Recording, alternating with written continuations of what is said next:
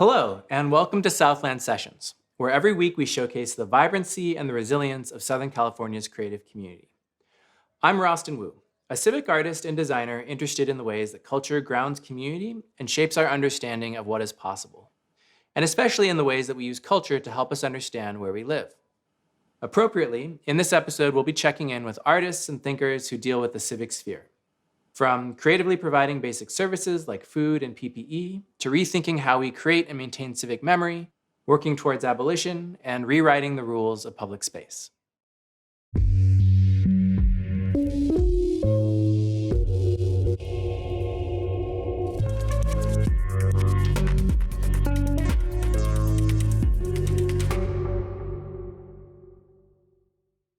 Major funding for this program was provided by the City of Los Angeles Department of Cultural Affairs. Additional funding was provided by the National Endowment for the Arts and the Los Angeles County Department of Arts and Culture.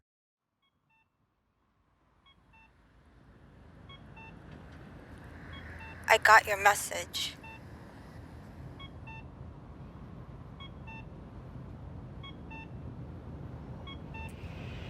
I'm trying to understand why you wouldn't help me.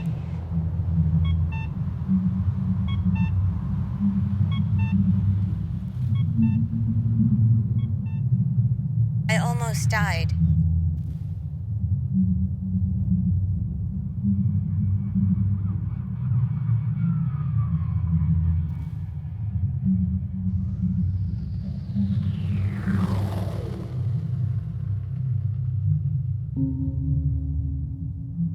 Is this fear so paralyzing?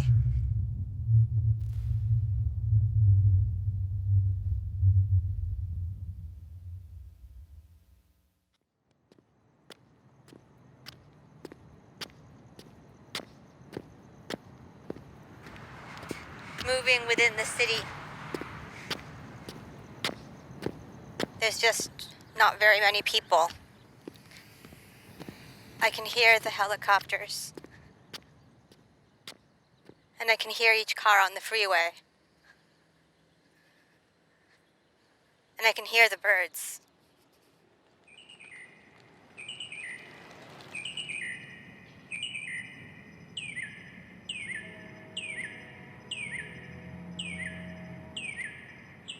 In Los Angeles, now, I try to be invisible when I see someone walking towards me. I perceive them as a threat. Maybe like they're not wearing a mask, or maybe they're taking up the whole sidewalk. They cough, you move diagonally across the other side of the street. I think back to being about 10 or 11 years old, Pico Union, the 1990s, in my neighborhood, and walking home after school from the bus stop, and seeing a group of men related to gangs, and just learning to sort of see out of the corner of my eye and walk diagonally as a habit, with enough distance so that they wouldn't notice. No eye contact, invisible.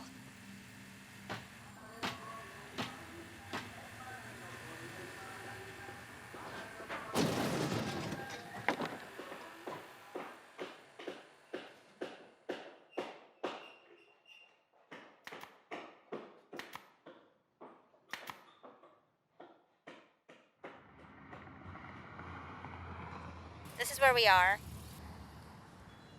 And I go up until I meet Cesar Chavez.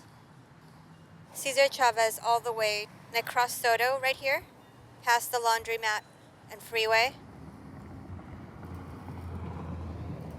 So I follow Mission, and Mission is just a really long street. All the sort of glass repair places are here.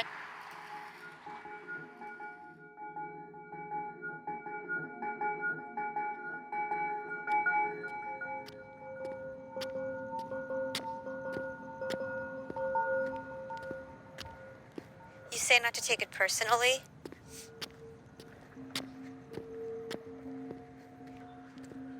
that it's the situation in the world. It's not the situation in the world. It's you. You weren't there for me.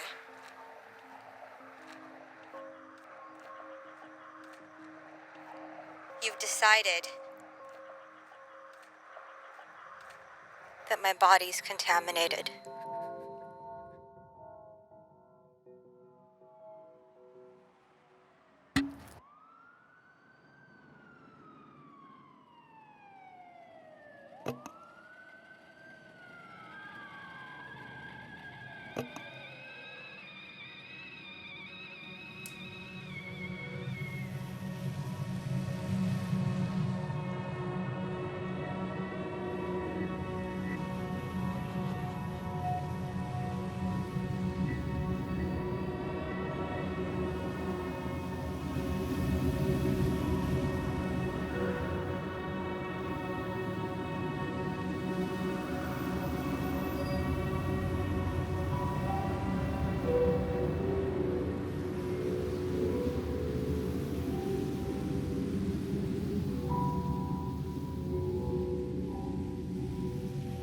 Reading about the surfaces that it lives on, durations of surfaces, wood 24 hours, steel, fabric. I think the scope of it is actually too big. Can't live the way that I need to live. I feel like I'm not made to last. I'm not the one who's gonna make it. It's like very aware of like this organic body, and then the city, and it's like touching. I want to touch the city. Want to touch the city.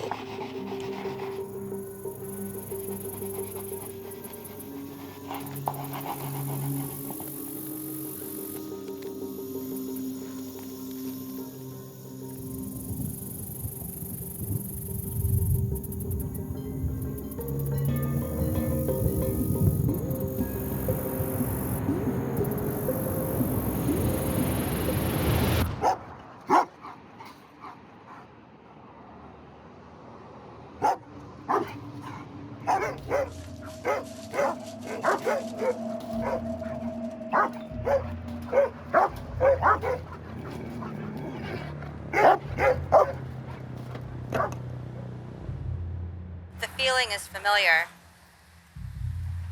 This feeling when the city breaks, when it encounters disaster. It reminded me of the bus ride to my house in '92, the day of the riots. I remember the smoke and the color inside the smoke. And I remember that it felt kind of like a movie. I was at a distance, and so I was sort of watching it happen from behind my glass and seeing people on their roof, on their lawn chairs, watching the city burn from a distance, like you would watch a television show.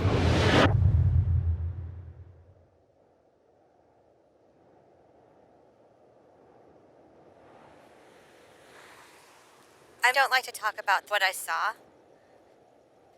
Every time I retell it, it feels more false, becomes more abstract, like it didn't happen.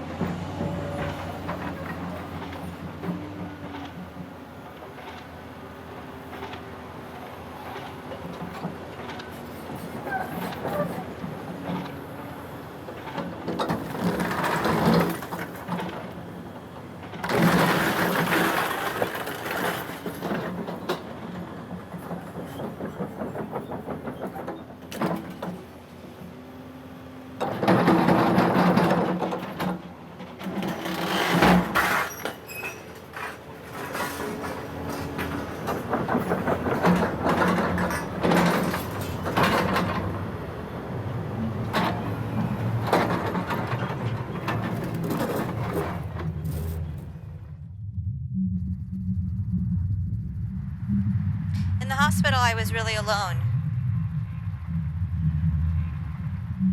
It was a specific kind of quarantine. No visitors, staring at the wall, just looking at the light move from across the way.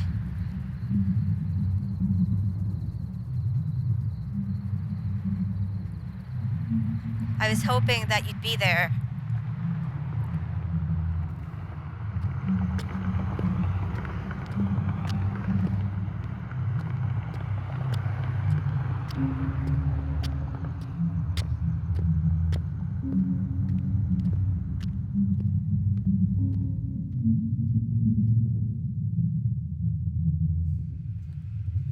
All this pain that you've had is like a room in your chest.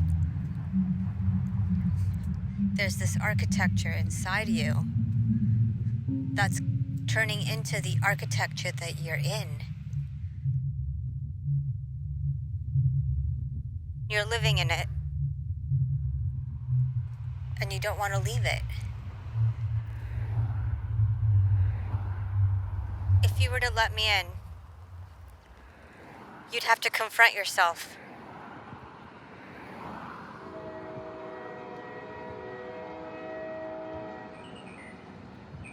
I don't think that we can go back to the way things were.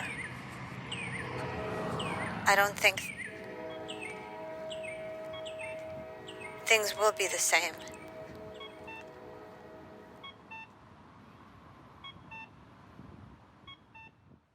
That was Last Light, an incredible document by LA-based artist Carmen Argote. Watching this brings me back to a recent past that already feels like it was a very long time ago. The early days of COVID, before the reality that we're now living in became the baseline. Back when we really felt the jarring changes and the emptiness and brokenness of the city in a new way. As scary, dark, and alienating as this time has been, it's also had some moments of genuine hope for me. Because let's be honest, life in LA before the pandemic wasn't exactly working out for most of us. So here, at the edge of despair, we've also found hope. Signs that the old systems that seem like they might never change literally cannot continue this way. We've seen profound social movements to defund the police, end rent, and abolish ICE. Next up, we're going to check in with artists Patrisse Cullors, Alexander Doriz, and Noe Olivas as we talk about the role that art can play in abolition and in efforts to reclaim our humanity.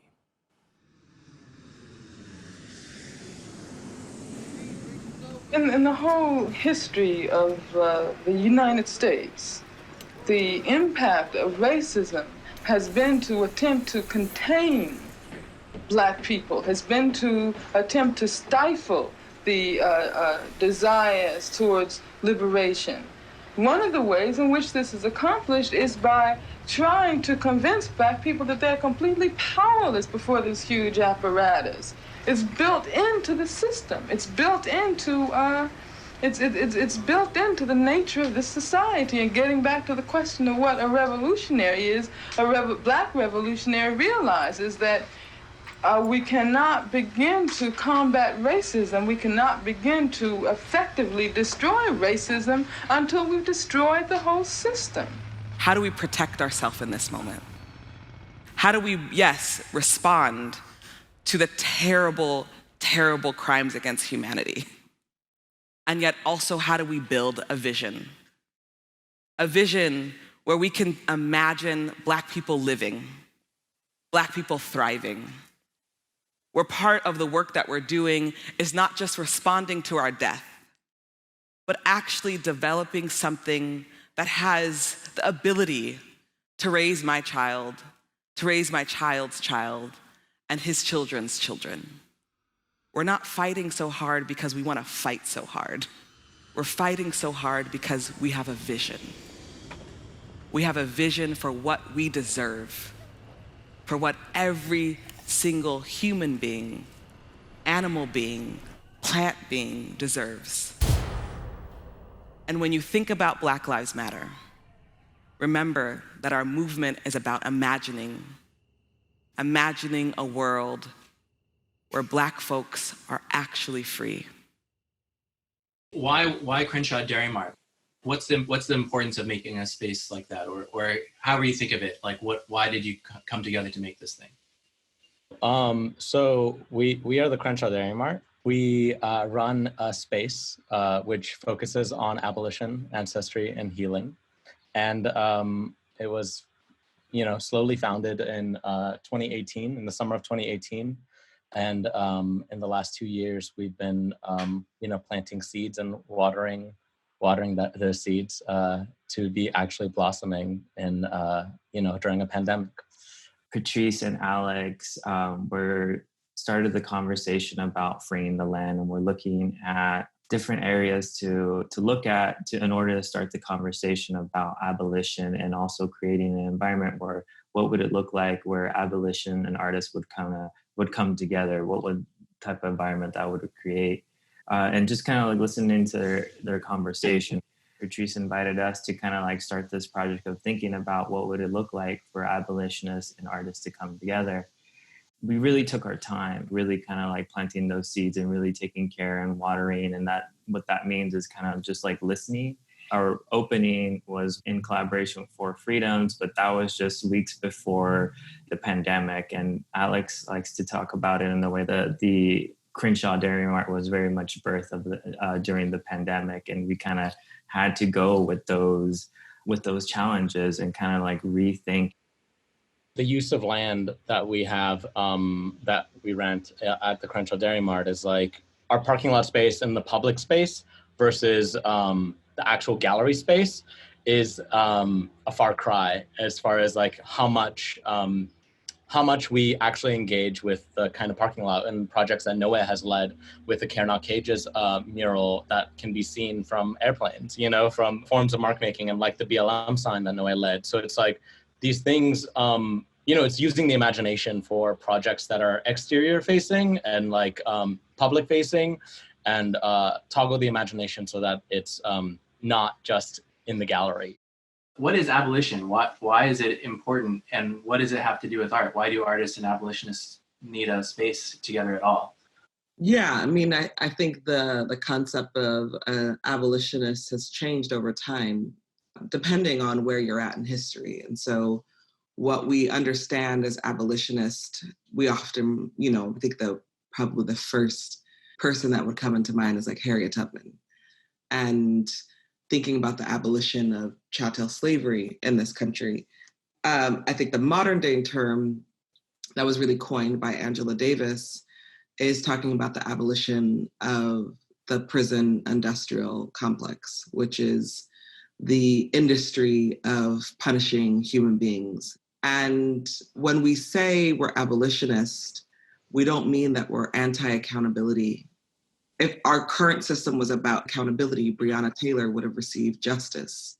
So we know that it's a system that is based in abusing, maiming, harming, and killing Black people and other people of color. And that the basis of the current system that we live in, which is as Bell Hooks calls it, a white, heteronormative, patriarchal, sexist, racist system. That system is a system that is predicated on anti-Blackness, and it needs anti-Blackness to exist.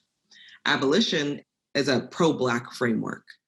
The only way we get towards abolition is if we have the honest, powerful, and necessary conversations around how we ended up in a capitalist patriarchal system to begin with, and how we get out of it.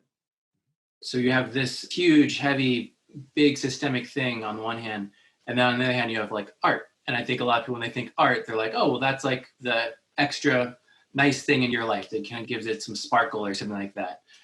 They don't think of those things as being like, what's the connection between, like, why have art and abolition connected? Like, what's the relationship?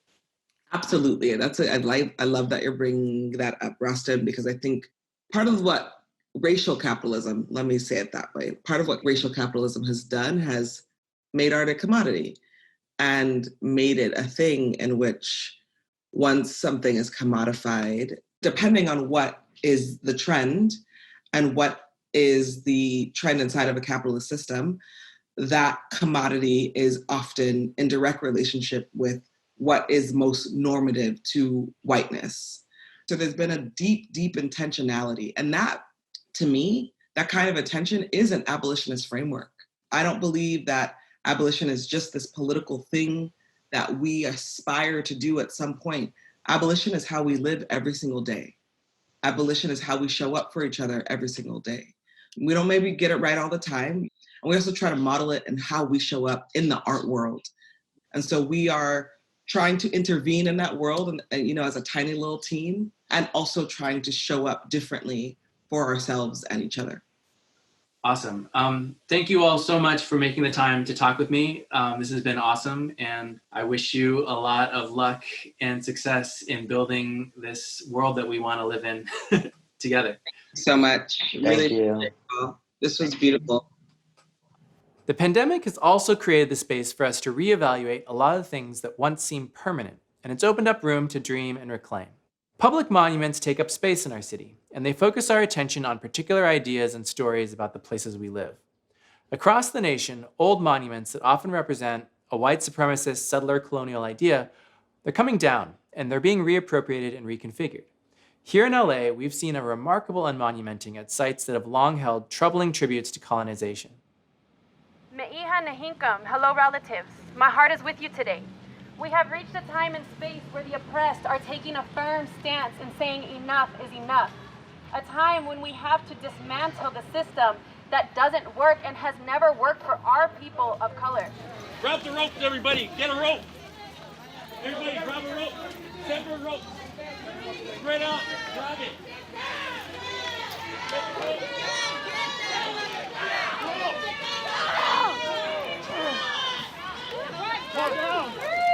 One, two, three.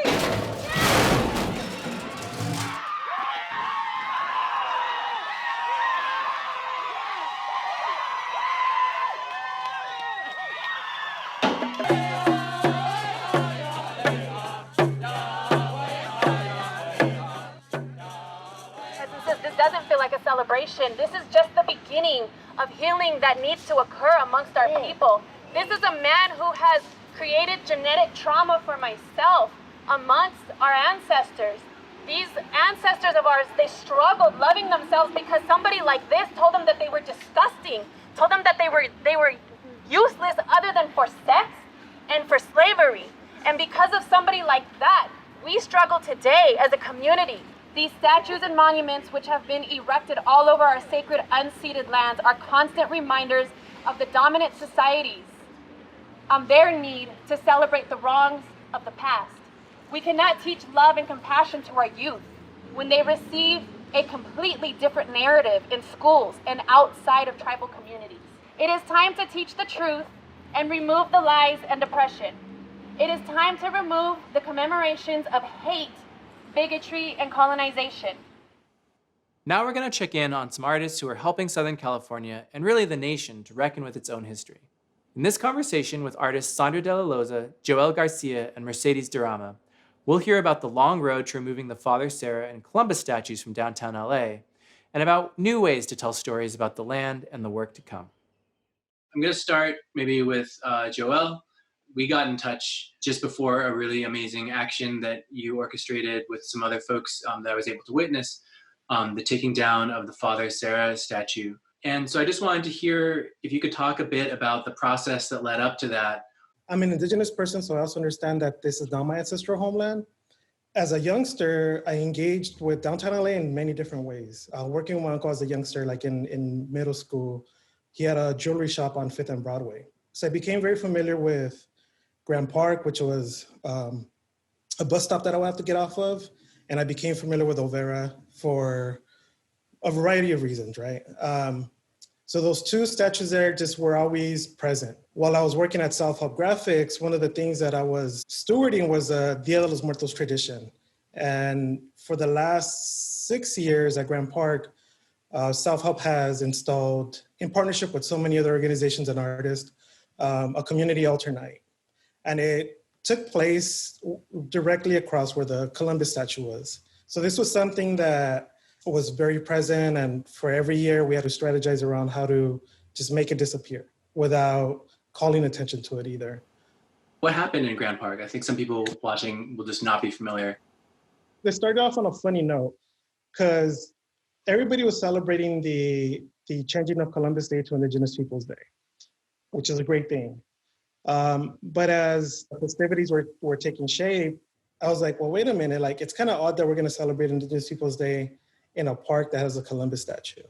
So I just kind of flippantly threw that out on Facebook. People reacted to it immediately. And I think that night somebody went and threw like paint on it. 9 months later now, a Puerto Rican artist, Tanya Melendez, who identifies as Taino, this was during the Hurricane Maria, when they hit Puerto Rico. There was no coverage in the news. So her and I were talking and we decided to go turn the Columbus statue into an altar.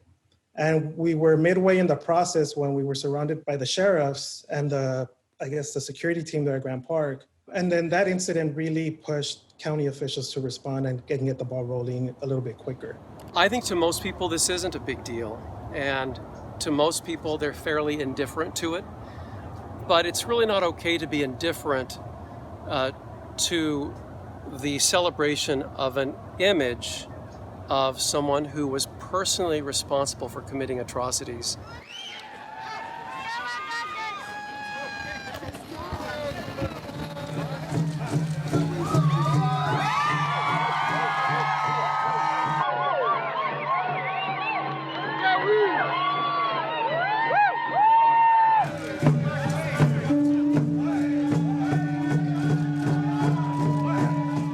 Also grew up in Los Angeles. I've lived in other places, but I find myself continually back in this place that I call home. And why I have my work located there and why it's such an interesting or a point of interest is because of my Tongva ancestry.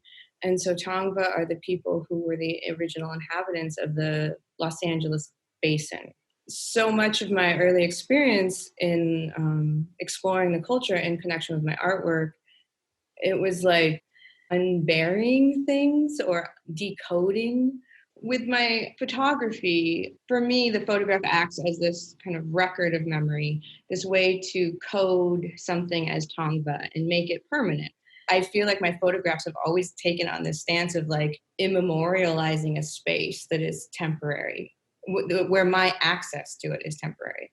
So when this call came out to think about monuments, my first thought was, oh, that's not exactly what I do, but I'm really intrigued by this idea. I was watching everything going on around the Sarah statues coming down, which was so invigorating, I guess is a good word.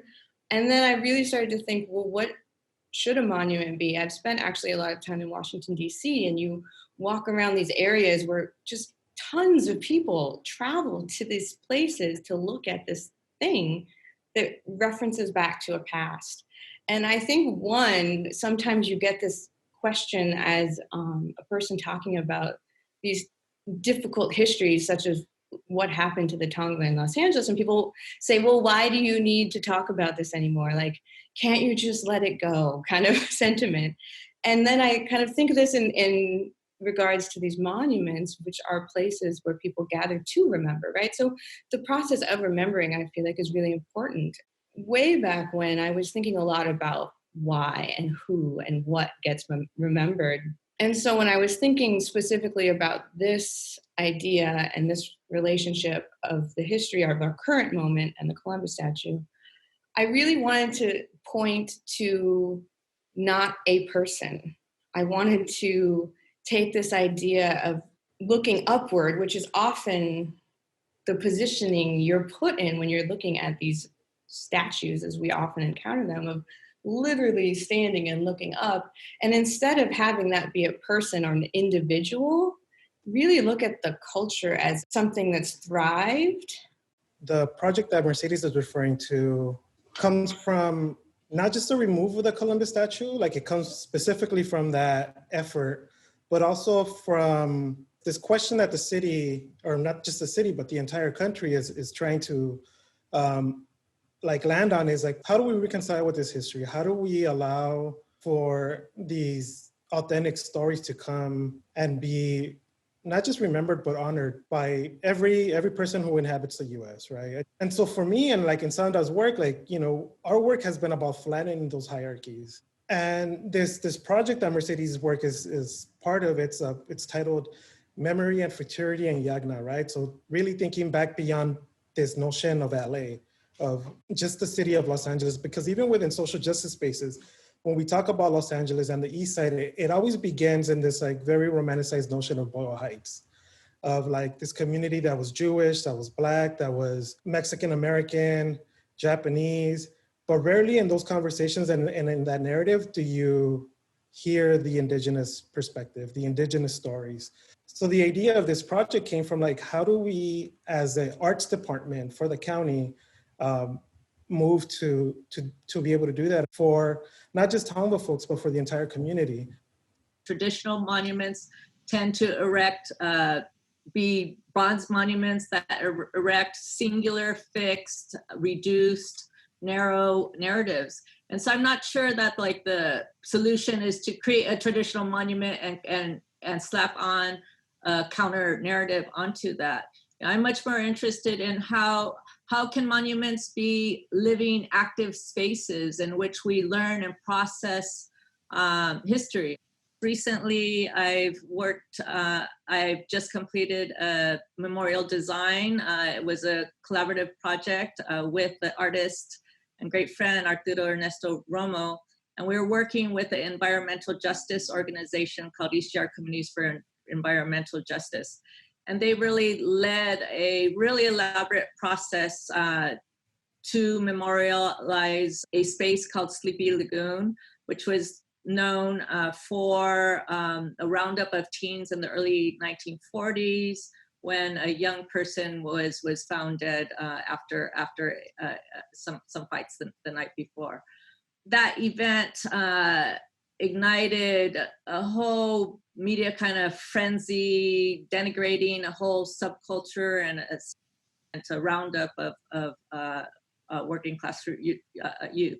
But we wanted to honor that event, but we also wanted to honor the land itself and go take the history beyond that singular event. So within that memorial, it's a memorial that honors Zoot Suit culture and youth culture, and also looks at the history of the land itself. Something that we have considered seriously was like, what if you just plant oak trees at Grand Park? What if bringing back these trees that have, that invite their own ecosystem is the best monument that we can do for LA? Like indigenous memes, oh my God, so hilarious. But one of the things that always surfaces is like, when folks stop whatever they're doing, whether they're driving or whatever, just to look at a hawk flying by or an eagle flying by. And it's also sad that like we go to these great lengths to interact with, like, and Mercedes is laughing because it's true, that we go to these great lengths to interact with these animals that are part of this city or part of this space, that the best thing we could do is help them come back. I think there is this kind of internal, like, human part of us that gathers in those places. It also makes me think of Sleepy Lagoon. Like, why was that a place that everyone gathered? Like, who doesn't want to go swimming in the summer, right? It's kind of this human drive toward these spaces that invite us, right? And I think so often these kind of traditional monuments as we see them are not inviting necessarily. So I feel like having oak trees would have this potential of gathering and pointing to something and paying attention to something and maybe learning or reconnecting.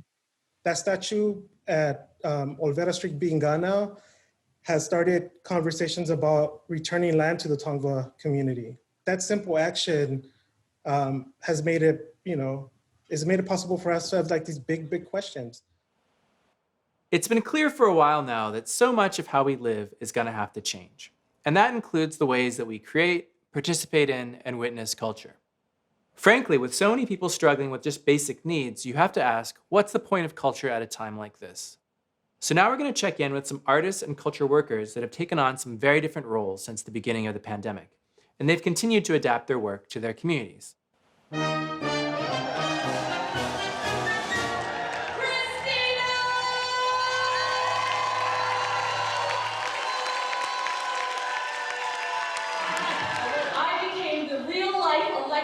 Mitchell of Sub-District 5, Wilshire Center, Koreatown Neighborhood Council. How did I win over those 72 voters if you include the vote that I cast for myself? Was it my heart-stirring message? My vision for making Koreatown a safe haven for all immigrants, my mission to protect the most vulnerable. It was all that, but it was especially my ability to pass as Korean!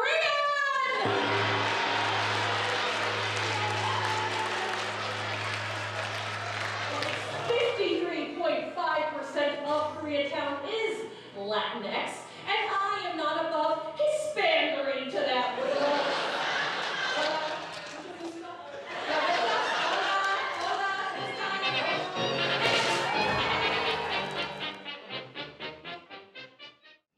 In this roundtable, we're going to talk about what it means to provide direct services or to act as a second responder as a cultural practice, and about culture as an essential service.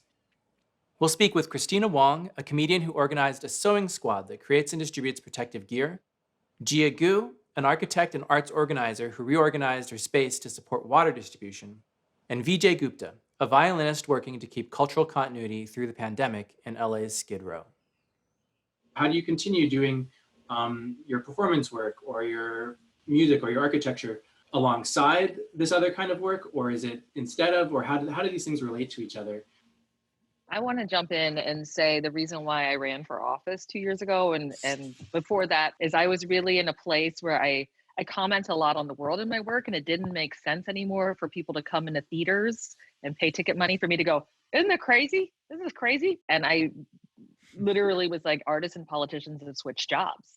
They now create the shock and spectacle that have us questioning reality. We now reclaim the quiet space for social truth, and we're basically what's left to be the social workers because we don't have enough money to have therapists and social workers out there. So that's why I decided to run to see if it made sense for me to inject myself as a creative in that world. I think very similarly, like we ask ourselves in M&A, like almost every day, like, is it helpful or harmful for an arts and culture organization to step into a kind of service-based action where we don't have expertise about systems and like the best practices of supporting the unhoused. And it's just like the need is so great, but also the idea that culture is surplus is really like quite a dangerous neoliberal idea. I think that we're all probably understanding, but I think culture really kind of undergirds and gives meaning to everything that's intolerable about what's happening in this moment. I think that's really important for like artists and arts orgs to remember that the work is really vital, and it's really vital for a kind of like vitality of everyday life. At the same time, it's like that question of culture always is asked of, within the context of whose culture is it and to what end, and Rostin, I just want to point to the work that you've done, the recent exhibit, How to House 7,000 People in Skid Row, the organization that I founded 12 years ago. Street Symphony and the Los Angeles Poverty Department actually share office space at the site of Rostin's new exhibit. And the work of Street Symphony over the last 12 years has been to create a relational laboratory for individuals experiencing homelessness and incarceration, recovering from homelessness and incarceration across Los Angeles County. And so the work of Street Symphony now through COVID has been to continue to show up to make music in communities in recovery, communities in reentry, mostly based in Skid Row, often through Zoom, which has now illuminated for us that Wi-Fi is a public health issue, is a human rights necessity. And then I actually find that for myself, I find far fewer fourth walls up in communities we are likely to call vulnerable or marginalized than I do in communities that are there to consume art.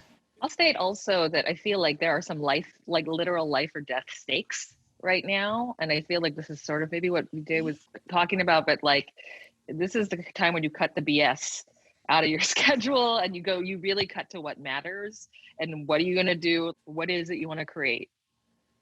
Do you feel like this has changed the way you want to practice your other work, or the rest of your work, or change your practice kind of going forward in a significant way? If this moment in history does not shift the way any artist is making or thinking about their work, then there's something really like wrong. You're wrong, artist, you're wrong. Like you, but like this is a huge wake up call that the way we've been proceeding has not been right. So with that said, yes, I at first I thought, okay, I'm just gonna make a few masks. Factory masks will show up, and then it was like, oops, systemic racism has left all these people without masks. I gotta go help them. So I found myself just so overwhelmed. I started this group called the Auntie Sewing Squad because so much literal sweat, blood, and tears have gone into making these masks and doing this work on behalf of us. It does feel like an art project. I feel like I'm running a nonprofit without the nonprofit status. I feel like I am running an ensemble theater, except instead of actors, I have people sewing at home, and I'm trying to just coordinate them. And it's like the very first post was like, don't be a bully, only talk about masks. This is my Facebook group for Auntie Sewing Squad. Within 3 months, we had core values, a mission statement. I was just like, what the hell? How did this happen? Some things are really difficult, like getting 5 million masks out, but some things are really simple, like just turn on the water fountain in the park, right? And just allow people to stay where they have their tents and don't sweep them. But one thing we identified that was like a skill set we have in our org is that we're good at organizing. And so at the very least, we can build up certain kinds of social political infrastructures, logistical infrastructures that would therefore at least enable another organization to continue some of that work. We're open to these other organizations sort of borrowing space from us. And as an organization, that's sort of our way of working, is we borrow a lot of space from other people. So it's been kind of an interesting relationship that's been set up around like access to property, I do think that there is a conversation that needs to be had around the shift that has to happen in how we support the arts. That right now we need to continue having the conversation that bigger is not better, because right now bigger is doing nothing. Right now it's the small who are doing. So how do we shift the conversation from extractive philanthropy, especially in this kind of coded language around community engagement and social impact and social innovation, to actually being what it really needs to be, which is mutual aid? To be totally honest, I've hardly been outside since March. And when I have, I've been taking my kids to the beach and the neighborhood park. But from my car window, I can see the world trying to reconfigure itself with these new spatial rules. If we need to be doing more outside now, how do we reorganize this public space? How do we make it fair? How do we make it better? Destination Crenshaw is an open-air people's museum that runs along Crenshaw Boulevard, designed to celebrate the contributions of African Americans in Los Angeles to our city, to our state, our country, and world. We've done a lot to contribute to the health and welfare of Los Angeles, and we want to tell the story. These are their experiences. These are their stories that we're telling straight from their mouth into the built environment. And this is part of our culture. This is our culture. Destination Crenshaw grew out of a long-held tradition in the Black community. That is to turn disenfranchisement and discrimination into opportunities and benefits for our community.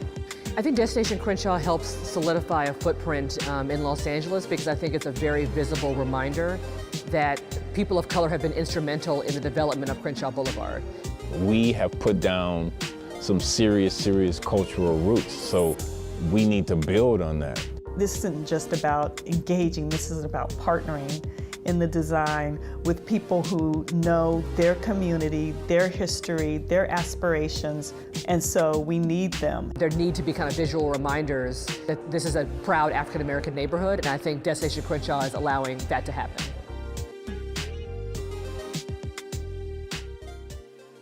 Next, we're going to be joined by some people who've been working through these complex issues in concrete ways. We'll talk with Lyric Kelkar from Inclusive Action for the City, Christopher Hawthorne, LA's Chief Design Officer, and City Commissioner and Ciclavia Chief Strategist Tafari Bain. I thought we would talk about public space. Like, what does that mean now? What are the ways in which we're rethinking it, and what are the lessons we're learning at this time? And what can we kind of take from this moment that we might be able to take forward in the way we plan and live in the city? Something that we've been thinking about a lot for many years for public space is who has access to it, and especially as an economic development engine, really specifically street vendors. So street vendors are really integrally an integral part of LA culture, and we think about how we can include them as a source of local economy. They fill a lot of food gaps, they provide services to a lot of neighborhoods, and how we can make sure that, especially as folks move outside and use public space more, how do we ensure that the people who have been using it for a really long time are able to access it in an equitable way and get a piece of this pie? Right now, I think Lyric underlined it first with access to, space, public space, and the right to be, the right to express in public space. And I think we're really thinking about now resilience in these spaces and what it means to look at the nexus of services, culture, and healing that is going to be kind of our future when it comes to public spaces. So I think those are a lot of things that are racking around my brain right now when it comes to this issue. The way in which we have a public health crisis, a racial justice crisis, and a climate crisis playing out at the same time is really unprecedented. I suppose one could say it offers unprecedented opportunities. I've been really trying to stay away from that kind of language because so many people are suffering, so many people are looking for solutions, so many people are just looking for a lifeline at this moment in response to and in dealing with all three of those. What's already going on in terms of the ways that public space is being reconfigured, both at the level of policy and also just at the level of actual human actions, like the informal. Right. I think that it took a while for even the medical community, to say nothing of folks working on policy, to really think about what the immediate lessons are about how this virus operates. We were we're in the dark for so long.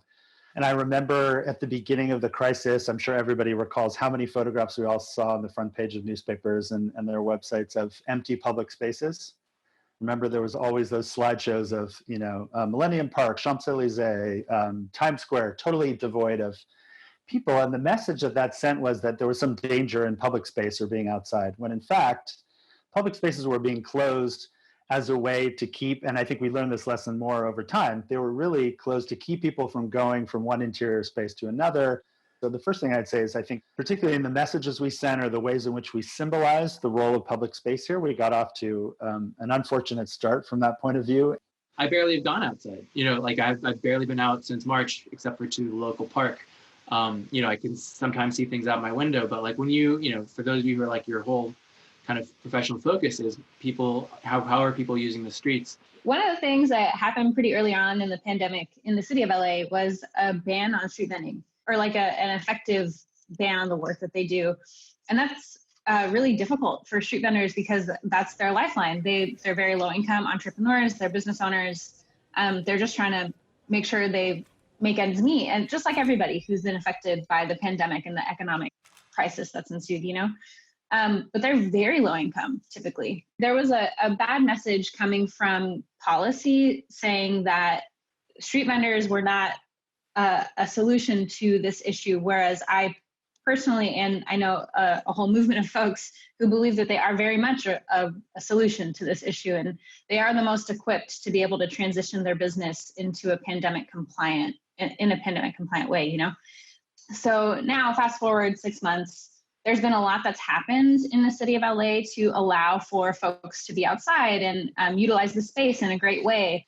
I've been watching the city kind of evolve through this process. I appreciate Lyric's conversation around, the dynamics of public space right now in terms of, for Ciclavia, we've thought more about street vending more in these last few months. And the dynamic of the negotiations of the street space between businesses, street vendors, pedestrians, wheelchairs. So many people are now vying for that public space, for that sidewalk, for that street space. I've always been very aware of the conflicts that exist in those spaces, but I think they've come more to bear in this moment where everybody now is fighting for that sidewalk. You brought this idea, Tafari, of a kind of like a struggle over who gets access to this space. There's a finite amount of space. How do you decide who gets access to it? What is sort of the default solution that we seem to be heading towards right now, and what are some interventions or some alternatives that you can imagine would be better than the default? you know, when you look at what's happening in many of the cities, so many other cities have been way more dynamic about what they're doing with their street space. And I fault all of us, like I just feel like the default about how flexible we are with how we use that asphalt has been very, very frustrating for, I think, a lot of people. Like, I have a slow street near my house and I bike it every day, 2 miles. It gives me great exercise in a way that I would not be able to bike in this neighborhood normally. Slow Streets is a project by Los Angeles Department, LADOT, Department of Transportation, to essentially simply take a residential street in your neighborhood for maybe a mile segment, 2 mile segments, and you basically put A-frames in the street and designated with the A-frames that it's for pedestrians and bicyclists. It's slow, so slow street, so car traffic is expected to go through it very slowly. It just makes it to a mixed-use street, essentially, for segments in residential areas. So I think it's been a great little program, but it's also so limited to just these neighborhood streets, and that energy is something that we should be building on for, our infrastructure around supporting local small businesses, encouraging people to be out in their neighborhoods. What is would be a non-default, expansive idea of how we could be reconfiguring this? Are there things that come to mind or that seem like models or goals? Default here for so long and for too long has been car mobility, motordom, access for drivers. We spent almost 75 years building up a city that was designed to prioritize that kind of movement. And Ciclavia and some other events have been hugely influential in beginning to dislodge that. And so much of the work we face, I think, in remaking cities has now to do with making as much as unmaking or dismantling. And that's certainly true when you think about the culture of, say, motordom in Los Angeles. The last decade has been full of experiments in sort of ephemeral or temporary changes to the streetscape that allowed us to see and use that space in new ways. And Ciclavia is absolutely at the heart of that, but we also had the Endeavour space shuttle moving through the city, which was incredibly influential and drew incredible cross-section of folks out into public space to see this very strange sight. We had the rock going through the streets of LA, going to LACMA, the levitated mast piece.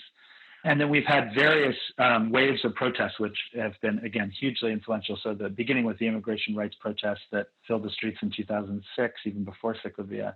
And I think the challenge that awaits us now, and this is a really good threshold to think about it, is how many of those can become permanent, not just the ones that were allowed or unleashed by the pandemic, but these are forces that have been movements, forces that have been building for much longer than a decade. And we're at a moment where we can think about which ones of those I think we can try to formalize or make permanent. And that's really the challenge and the opportunity that we face at this moment. In LA, we know that there's both unhoused populations that exist in public parks, and there's also street vendors who do a lot of work there. So figuring out how we can either change policies to be more inclusive to allow for the economic development or the support that people experiencing homelessness need, and lean into the different systems that have been built that both Tafari and Christopher have talked about in terms of stuff like mutual aid and how we support the ways that the community has created solutions and do that in a responsible, codified way so that they don't have to keep doing it for themselves. We need to be better together. Is there a lesson that this time seems to have taught you of here's something I found out about public space in the last 6 months? I want to stress that the most important lessons have been coming from communities, from those protests, from the social movements. And to a certain extent, we're trying on the city side to learn from, to listen to accommodate those. But I think, again, the lessons have really come not in any top-down way. They've come from communities and from all of us trying to pay attention to how space is being reconfigured. Thanks for watching with us. There's a lot to think about after listening to all those different voices, but I hope you found this conversation helpful, insightful, or even inspiring. I know these talks have been really useful to me, and I hope they were of some use to you as well. We've only shown you a little bit of the conversations we've had, but if you go to kcet.org, you will find many more videos, articles, and performances from across Southern California. Thanks for spending time with us. Stay safe, be well, and take care.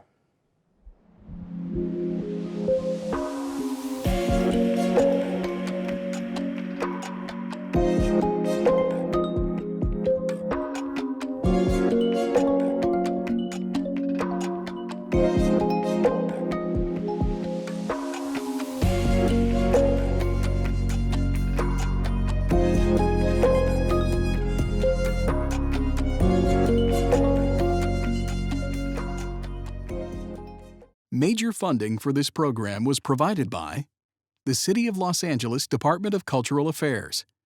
Additional funding was provided by the National Endowment for the Arts and the Los Angeles County Department of Arts and Culture.